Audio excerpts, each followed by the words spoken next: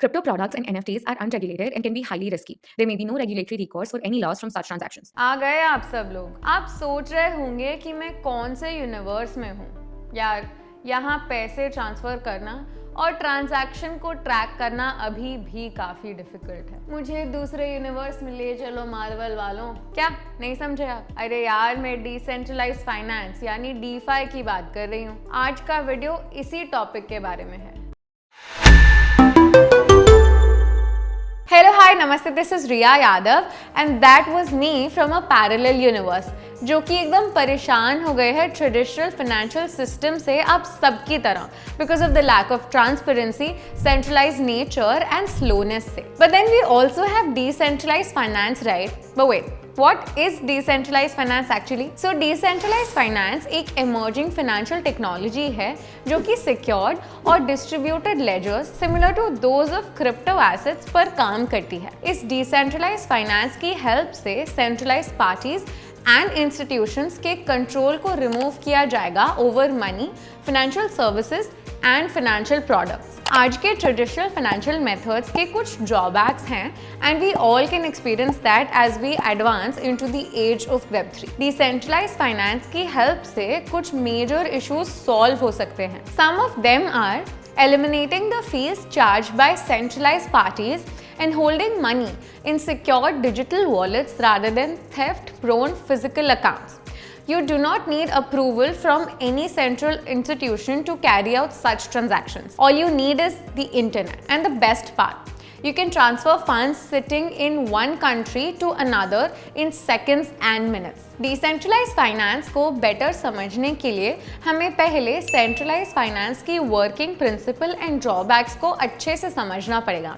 So what is centralise finance and what issues are we actually facing currently? Centralise finance के case में your money is held under financial institutions जिनका एक ही goal है, to make money. इस financial system में ऐसे ढेर सारे थर्ड पार्टीज हैं जो कि ये मनी मूवमेंट फैसिलिटेट करते हैं बिटवीन सेवरल पार्टीज और यहाँ यूजर को हर स्टेप पर फीस चार्ज किया जाता है। सपोज आपको 1 लीटर दूध खरीदना है यूजिंग योर क्रेडिट कार्ड। इस दूध का charge flows from the merchant to an acquiring bank जो आपकी card details credit card network को फॉरवर्ड करता है। ये नेटवर्क चार्ज क्लियर करने के बाद आपके बैंक से पेमेंट रिक्वेस्ट करता है, फिर आपका बैंक इसको अप्रूव करता है। अप्रूवल नेटवर्क में ये भेजता है via the acquiring bank and then back to the merchant. इस नेटवर्क में जुड़े हुए हर एंटिटी को एक पेमेंट मिलती है फॉर देयर सर्विसेज। दूसरे फाइनेंशियल सर्विसेज में भी हिडन फीस तो होती ही है,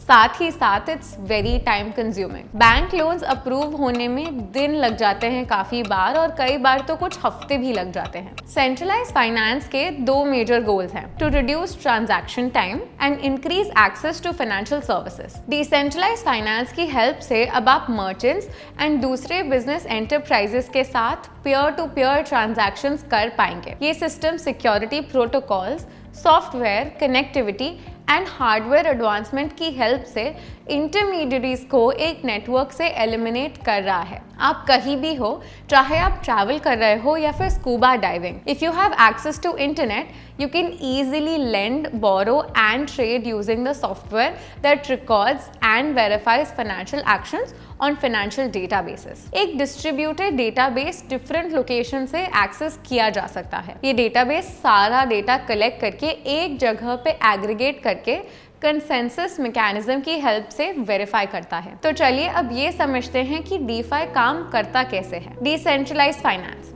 ब्लॉकचेन टेक्नोलॉजी और क्रिप्टो एसेट्स यूज करता है। ब्लॉकचेन एक डिस्ट्रीब्यूटेड एंड सिक्योर डेटाबेस या लेजर है जिसमें आपके ट्रांजैक्शंस डिटेल्स स्टोर होते हैं। एप्लीकेशंस कॉल्ड डैप्स यानी डिसेंट्रलाइज्ड एप्स को यूज किया जाता है to handle as well as run a transaction on the blockchain. Blockchain में हो रहे ये ट्रांजैक्शंस ब्लॉक्स में रिकॉर्ड एंड वेरीफाई किए जाते हैं। If the verifier agrees on a transaction only then the block is closed and encrypted. फिर एक नया ब्लॉक का क्रिएशन होता है जिसमें पुराने ब्लॉक की इंफॉर्मेशन स्टोर होती है। ऐसे ही ढेर सारे ब्लॉक्स एक साथ चेन किए जाते हैं। पुराने ब्लॉक्स का इंफॉर्मेशन तब तक चेंज नहीं होता जब तक फॉलोइंग ब्लॉक्स के इंफॉर्मेशन को मॉडिफाई ना किया जाए। ब्लॉकचेन में इंफॉर्मेशन चेंज करने का और कोई तरीका नहीं है। इससे इस नेटवर्क की सिक्योरिटी भी एनहांस हो जाती है। पीयर टू पीयर यानी P2P ट्रांजैक्शंस डिसेंट्रलाइज्ड फाइनेंस का एक इम्पॉर्टेंट एस्पेक्ट है। एक P2P ट्रांजैक्शन वो होता है जहां दोनों पार्टीज अग्री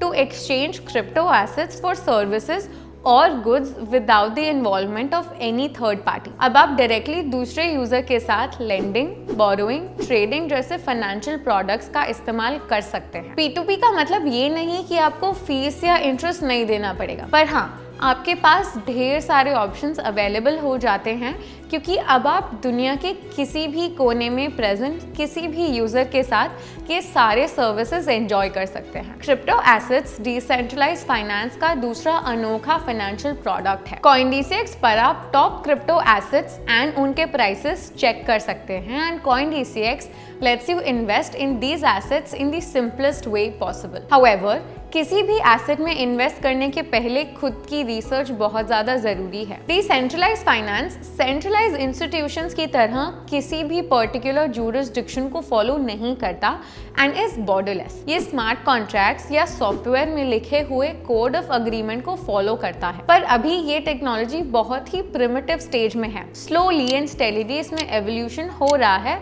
और इसमें present infrastructural mishaps, hacks and scams को भी कम किया जा रहा है। The world has already started to adopt decentralized finance. What about you? Do you want us to make a detailed video on various jargons around the DeFi world? अगर आपको DeFi related और भी कुछ questions हो तो please let us know in the comment section below and we'll make a detailed video out of it. So this was everything about decentralized finance and how promising it can be as an innovation in finance. अगर आपको ये video informative लगी तो please subscribe to our YouTube channel ताकि जब next time हम informative videos निकालें सबसे पहले आपको पता चले। ये वीडियो आपको एजुकेट करने के पर्पस से बनाई गई है और ये वीडियो कोई भी फाइनेंशियल एडवाइस नहीं है। किसी भी एसेट में इन्वेस्ट करने से पहले खुद की रिसर्च बहुत ज्यादा जरूरी है। आज के वीडियो के लिए इतना ही। See you in the other video. Bye bye.